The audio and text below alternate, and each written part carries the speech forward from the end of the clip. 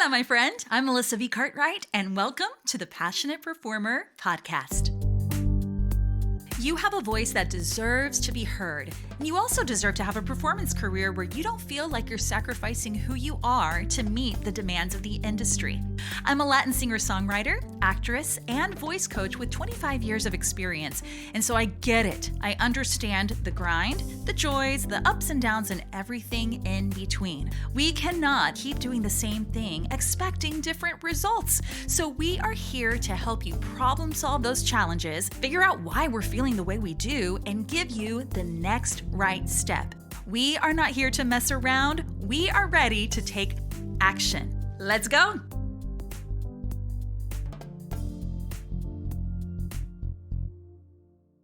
It is so good to be back with you, dear singer. Last week, Mama needed a break. There was so much going on in my world, and I was just taking some time off to take care of some personal things, as well as some studio upgrades that are happening. It's such a full spring. I feel like I say that about every season, and so far this year, it has been that way. There have definitely been lots of things to be thankful for, lots of things that have demanded my attention, and so I missed being with you, but boy, are we back with a bang. June is busting out all over, as the song says, and it's Pride Month, so happy Pride to all of my beloved queer performers. We have a very special episode with you in mind. I invited my friend Christopher Brent Davis to join us for this conversation. Christopher Brent Davis I've known him for a very long time. We were colleagues. We grew up in neighboring school systems in Atlanta, Georgia. And he is not only a proficient musician, but also an award-winning music director, actor. Musical theater is his world, but really he can sing. He can sing anything. It's such a beautiful voice. And when it comes to how we think about ourselves, he has always brought up this wonderful point with him being a non-binary singer and artist as well. There's this disconnect between how we feel when we sing. And you know that here in the Passionate Performer podcast, we are constantly talking about the connection between what we think and feel with how we sound, how we choose to show up in the world as performing artists. So whether you identify as non-binary, or you are a proud and loving and supportive ally, or you have ever felt like you are singing songs or rep that just no longer align with who you are as a person, this episode is for you. So without further ado, let's dive in. All right, CBD is in the house. How are you, my friend? I'm good. I don't have much of a voice today. I just got back from New York, and I lost my voice. So if I sound a little bit like a frog, that's why. Frogs, toads, welcome, all the things. And I'll make sure that too, that I'll kind of match the vibe a little bit with the tone of my voice, but I won't keep you on too terribly long. This is such an important conversation, and I'm so glad that I'm having it with you, because we're talking about this in the context for our LGBTQ plus IA friends and family, about this whole vocal identity thing that we struggle with. And even people who are cisgender, of all fluidities and sexualities and all the things, as performing singers, we struggle with identity, especially because what we've chosen to do as singers who get up in front of an audience, we have to have some sort of semblance of like, okay, we know who we are as humans.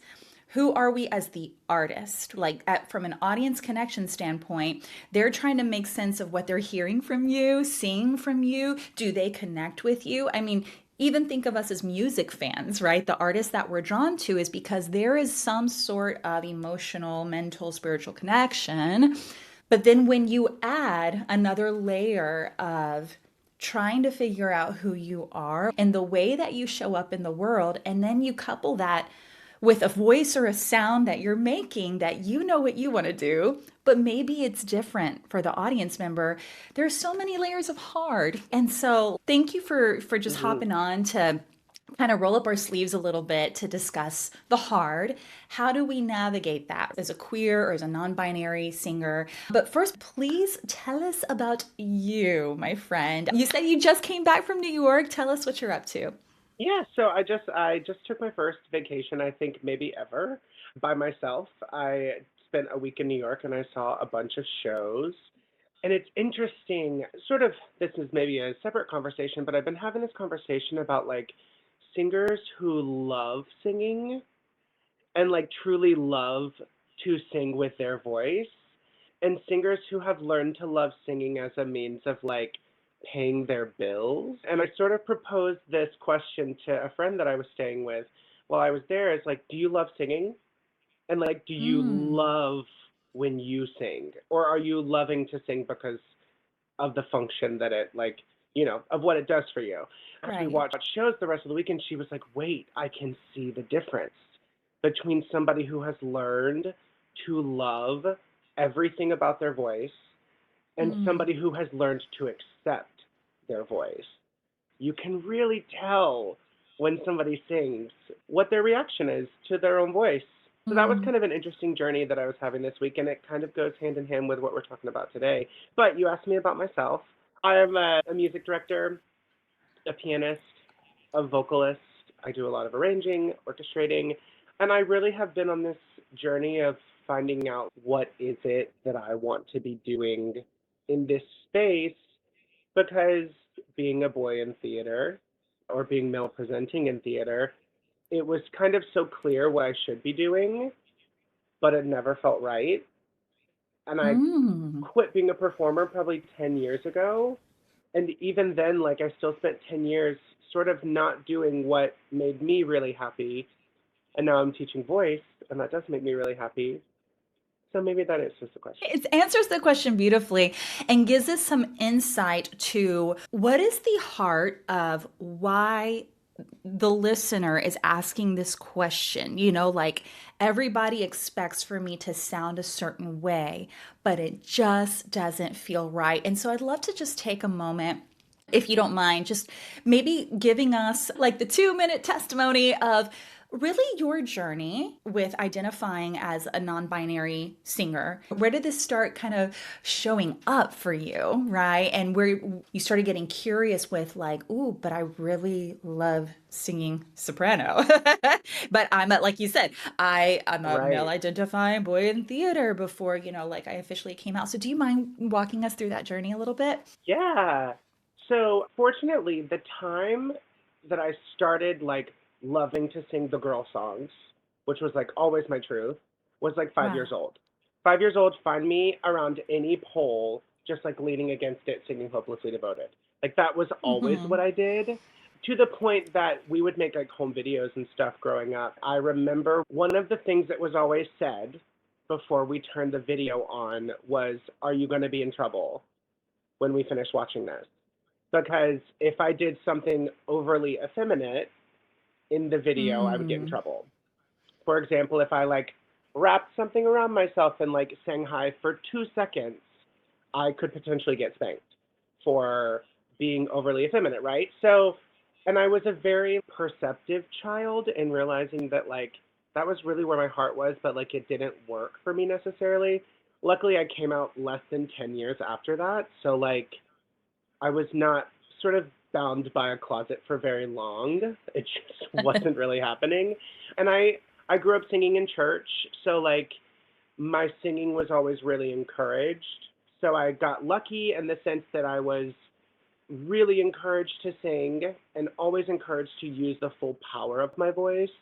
But I always knew that it never really worked. And so, like, I always sang my songs that I wanted to sing when nobody was around. Like, I Hmm. didn't care that I wasn't supposed to be singing them.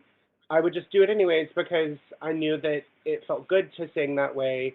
And now that's the first step with all of my voice students is like, I think of assigning songs like finding gloves or finding shoes or a jacket. Like if it doesn't fit, it's no mark against your character. It just doesn't I it love just doesn't that. fit you. So we'll do I something love else. that. Oh my gosh, what a beautiful tool. You work mainly with kids and teens, or what's the main demographic of your teaching of your student body?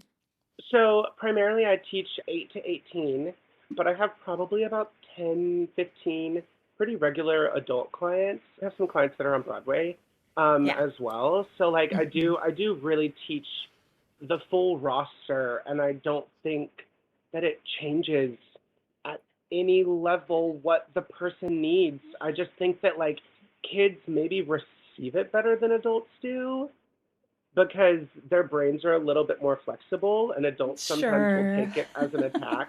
If you're like, hey, do you realize that you're being very unkind to yourself while you're singing?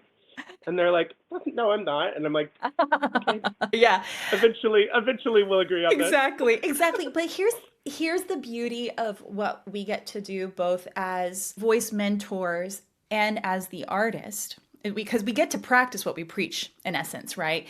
And the beauty of what you Hmm. just said, the way that you gave agency to that child, that they get to choose and teach them to decide what feels good for them, what feels, aligned for them.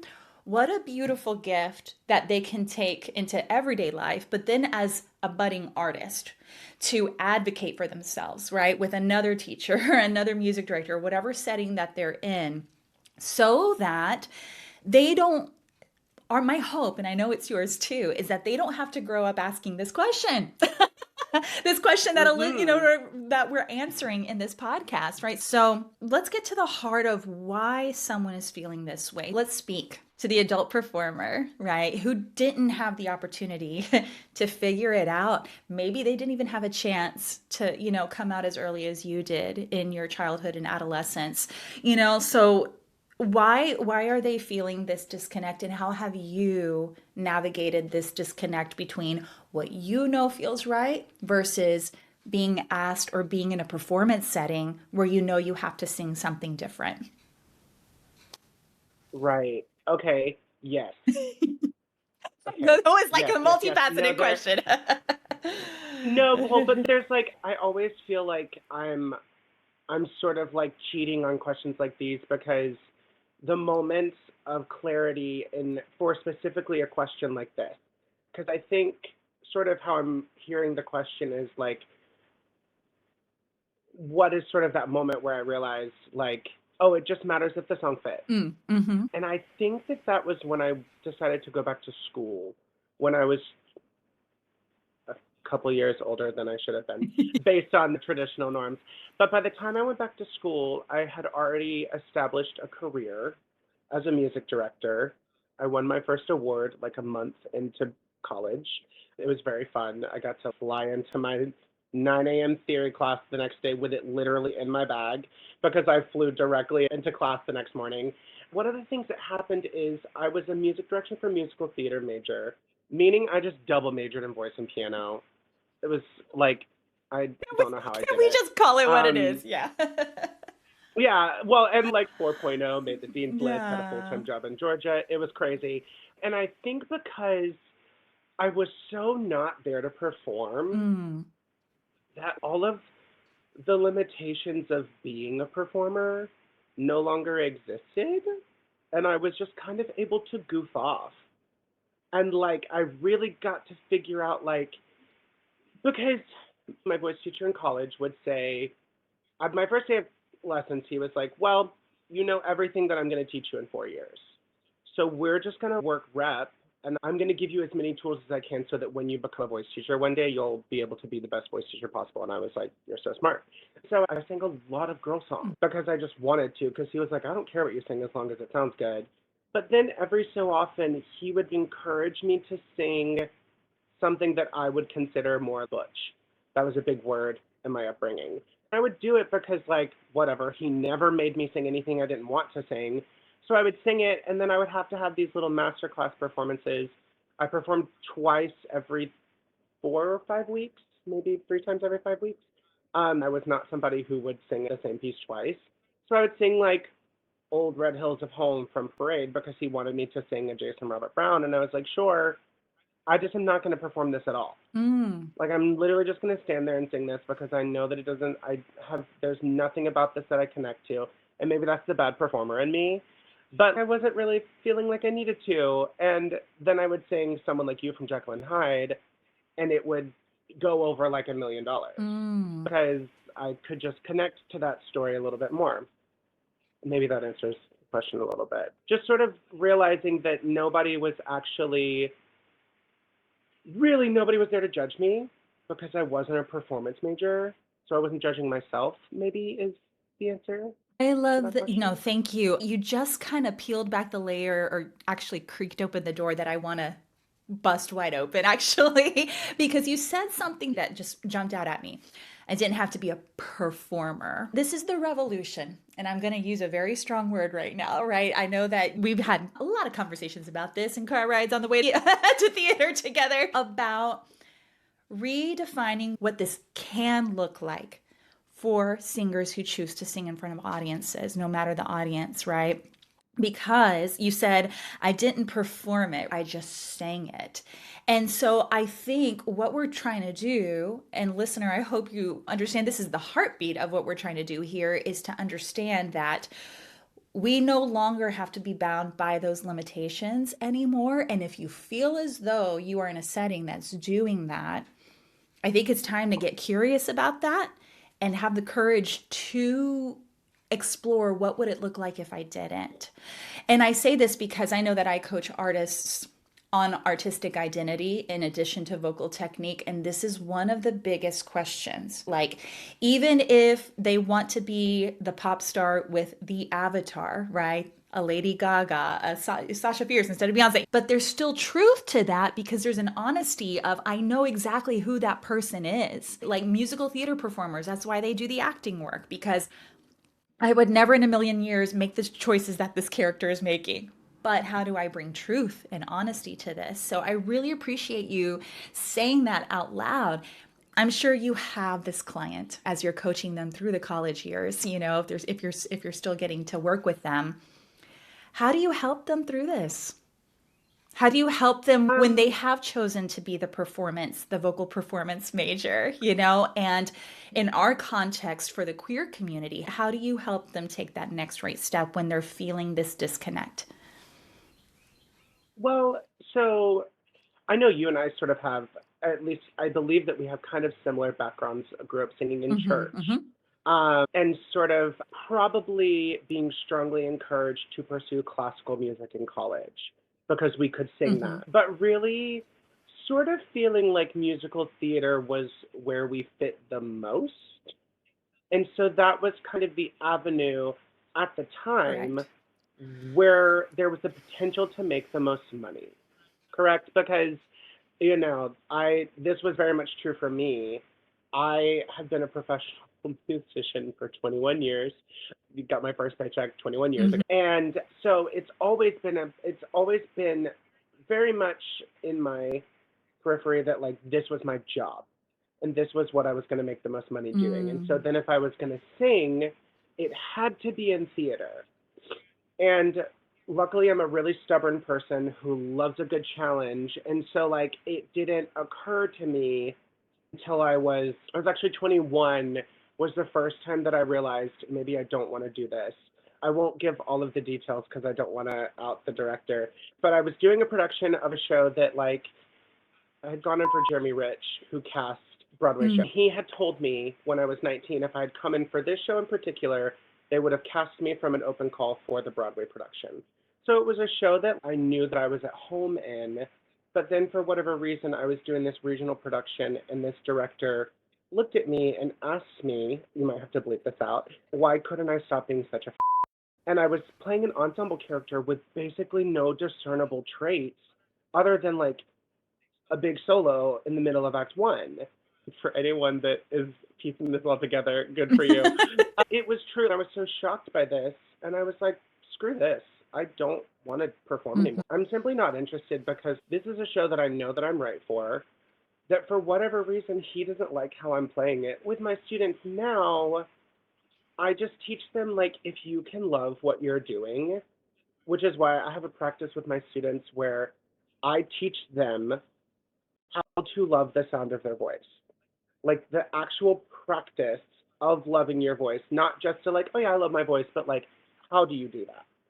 Because if you love what you're doing, it's not impossible for someone to take it away from you, but it's a lot harder. And so it's sort of a means of protecting yourself, right? Because if somebody says, "Oh, that didn't sound very good," and you're like, "Well, you were listening to the wrong thing.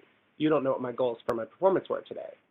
That is sort of how I teach my kids to protect themselves. Is like we practice loving our voice, so that when somebody hates it, we can go to our little thing and be like, "But this is why you're wrong." I So, love that. um, I love not that we ever have to do that, right, right. but yeah, that's sort of my approach to like singing now. Is like love it at every turn, and nobody can Mhm. never. It's a lot harder to poke holes in them. I love that so much. So let's say I am listening to this and I'm like, okay, this is a sign. I need to get a little bit more comfy or courageous. What would be one piece of practical advice that they could, as soon as this episode is over with, they can go and do right now in terms of learning how practicing loving the sound of your voice and really really going hard or passionately I should say at pursuing that because it does bring them joy. What's one thing that they can do as soon as they stop listening to us? Go and listen to yourself singing. Like listen to recordings of yourself singing and start there. Because the things that you really love singing, you are gonna love listening to yourself sing. Because everyone, for the most part, tends to hate listening to themselves Exactly, singing. exactly. But therein lies even the like smallest kernel of truth that like if you can go through and listen to, let's say you have 10 recordings of songs, you're considering 10 pieces of like, do these actually need to stay in my rep? And only two of them, when you finish, are you like, okay, I liked those recordings. Then you got two for sure that you know that you're keeping. And then the other eight, we have to really start to go, okay, what is it that I don't like about it? Exactly. And especially because my I specifically am in musical theater, that I like if you don't love singing the song, the likelihood that you're going to nail the performance just diminishes depending on what kind of song. If it's an anger song, it might really work that you don't like singing it. But that's one song in Right. your rep that really can sort of fall into that. You don't need a ton of angry songs. So yeah, I would say start just by listening because if you can listen to yourself without editing yourself and without hating it, then you're not going to do it while you're performing. That little voice is not going to start sitting in the front row anymore. They're going to go to the back and only come out when you're listening to it from a reflective place of like, okay, what could have gone better? And it's not a like, oh my God, I'm an idiot because I didn't take Hmm. the right breath. It's like, oh, why didn't I take that breath? Right. What word in the phrase was I breathing to, and what word did I need to breathe to? Hmm. Like, what words is still scaring me? What words do I still need to overcome? Those sorts of Yeah. things. You'll be able to start to look at it critically without critical meaning negative. I love that. Thank you for just acknowledging too the difficulty of listening back to yourself, right? And so I thank you for also challenging us to go do that. Let me ask you this too, because you said something so beautiful to start our episode in terms of really being able to make the distinction behind someone who's doing it because they have to and someone who's doing it because they love to. So for our queer friends listening to this who are making shifts and really leaning into singing songs that feel more like them, what would you say are some of those identifiers? Like one or two things. How can you tell the difference? Ooh, ask it one more time. Is it? Oh, this is specifically the person who's loving what they're doing, Yes. and the person who is like Es- doing it because they yeah, have to. especially in the context of our discussion today. It's a little complicated because for me personally, it's just like a nervous system thing. Mm. Um, it's a nervous system Hmm. thing. And it's interesting. I maybe will get flack for talking about this, but we'll see. Yeah, We'll see how share your controversial truth. it Share is. your truth. So I saw Audrey McDonald play Rose, Mama Rose in Yes. Gypsy this weekend, and I saw her from the back row of that theater. And full disclosure, I was really nervous, not because I didn't think she was gonna nail it, but because that vocal has been so defined Right. for so long Correct. as to what we expect from it. And the thing that I foolishly did as somebody who really believes that it's a musical and there are 5 letters in music and only 2 letters left, that like the music should really matter in a musical. And not to say that she didn't sing beautifully, but I forgot how much of that character's journey is rooted in fighting and fighting against like what is acceptable for her. Add the layer of now we've made that family black, and then there was just like the storytelling alone really made that make so much sense to me. Um, but the thing that I can say is that my nervous system was never calm when she was singing the role. Not I shouldn't say never. I speak in extremes, but like there were pockets of like that sort of happened. And those are the moments when I know that somebody is like in their element and they're not thinking about the singing. For example, Bella Coppola singing "Let Me Be Your Star" at the end of Smash. The entire room just like sat back in their seats and they were like, "Go." Because and I have full chills just thinking about it, because like she just stood center stage and sang a song that one, we never thought a woman who looked like her would sing on Broadway. Um, and we also, because we all, like not all, but I would say 75% of the theater world who's going to see Smash at 2 p.m. on a Wednesday knows Bella Coppola and that Astonishing from Texas State University. Um, and so we knew that we were safe for the next 3.5 minutes of her singing this song. And I think that that's when you know you're watching somebody who has like put all of the stuff away. It's like your entire nervous system goes, okay, go, do your thing. But when it's not quite clicking, there's like oh, you hold your breath a little bit. You get a little bit more nervous. For me, I'm like, even my body is like trying to like find something to grab onto right now, because we as the audience like to feel safe. That is why pop stars have such a chokehold on people, because pop stars have figured out what it is that makes their audiences feel safe, and they just lather, rinse, and repeat the same thing over and over again. Not to say that they don't give us new stuff, but it's different. It's different, right? Musical theater calls on performers in a different way, and it's supposed to feel fresh and new and vital every time. So there's a danger that has to take place that doesn't happen in pop music. At least in my observation. Yeah, such a fascinating conversation. So for the queer artist, right, who's wanting to lean into what makes them truly sound and show up the way that they've always wanted to. This is true a discussion on audience connection. And I love the way that you framed that, because I know I'm finding personally in my life, like my personal artistic mission lately has been, I want you to feel more like you when you hear me sing. And you just perfectly described 2 scenarios where you felt that. And so I feel like authenticity begets authenticity, right? And if Mm-hmm. if the would you agree with this statement? If the audience feels disconnected from you, is that always necessarily your problem? Or it could be theirs as well. Maybe you've kind of poked something in them that's encouraging them to dig a little It deeper. it could it could be the intention of your performance, right? If the intention of your, like, I go back to this sort of gypsy thing, because I really thought that the vocal was gonna like cripple the performance because I'm just a brat Right. who loves good singing. Like I really thought, but I forgot how much of a storyteller I am Mm, and how much I appreciate good storytelling.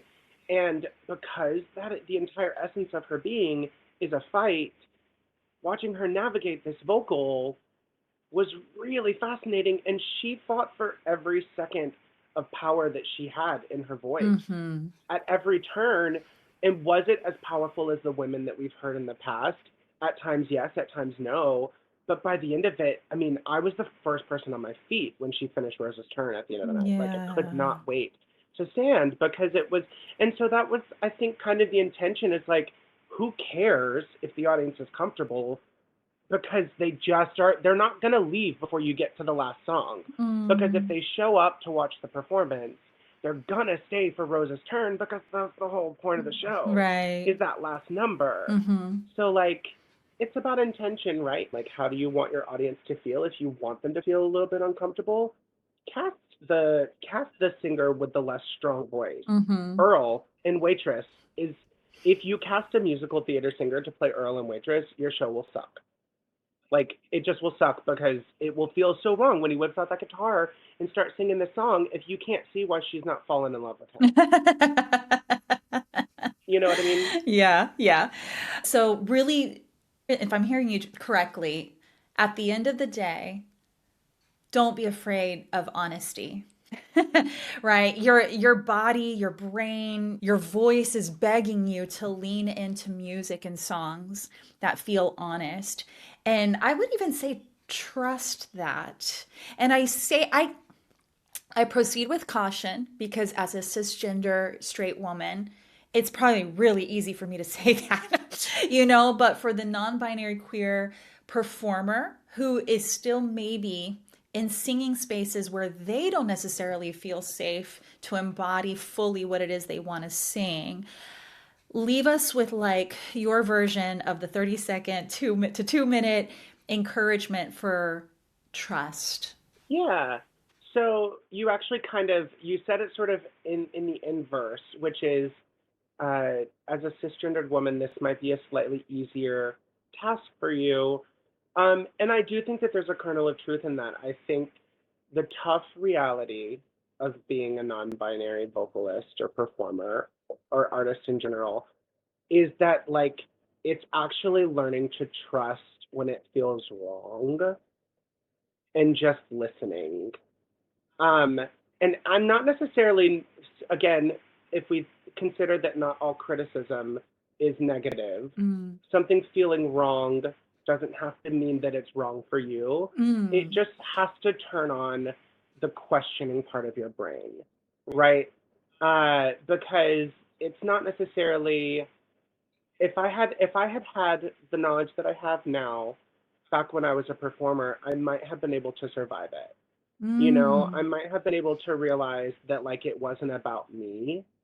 And truly at this point, like I just have no desire to go back. Mhm. So it's not negative in that way, but it's really just like if I had the foresight to go, why does this feel wrong and why is it okay or not okay? And then go from there.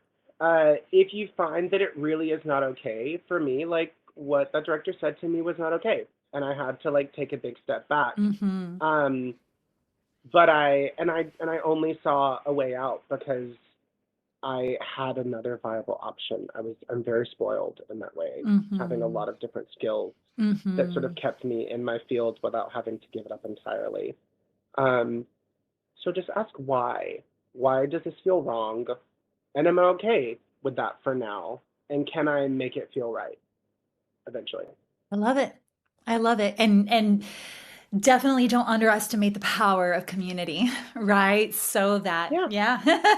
yeah, create your tribe, create that safe space. If you can't find performance spaces that allow you to flourish in all of your fullness, you can create those spaces too. You can create them. So, Yeah. CBD, thank you so much. If people want to connect with you, where can they find you? Oh, I just changed my Instagram handle. It's at the CBD Music Studio. I think that's what it's called. Yeah, so that's where I am. I'm there on Instagram. That's where it is for now. Hopefully, we'll be other places soon. Yeah, But yeah, absolutely. And we'll link all that in the show notes as well. My friend, thank you. amazing. Thank you so much. And yeah, Thank I'm going to be you. following to see what those next steps are for you. Thank you.